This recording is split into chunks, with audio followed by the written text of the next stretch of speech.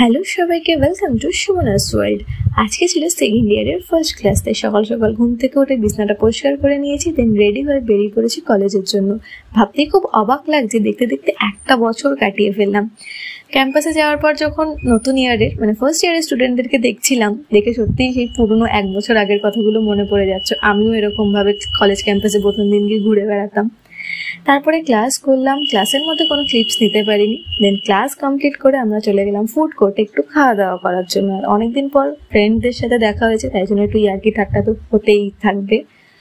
তারপরে গেটের সামনে এসে দেখলাম বেশ ভিড়, বুঝতে পারলাম ফার্স্ট ইয়ারদের ছুটি হয়ে গেছে, তাই গার্জিয়ানরা ওয়েট করছে। দেন চলে এলাম বাড়িতে। আমার স্বর্গরাজ্য, আমার রুমটা দেখে আমার শান্তি চলে এলো মনের মধ্যে। দেন তো খুবই টায়ার্ড ছিলাম, কারণ প্রায় অনেকদিন ছুটি কাটিয়ে আমি কলেজ গেছি। তো ফ্রেশ হয়ে খাওয়া দাওয়া করলাম ভাত, মুড়ি ঘন্ট আর মাছ দিয়ে।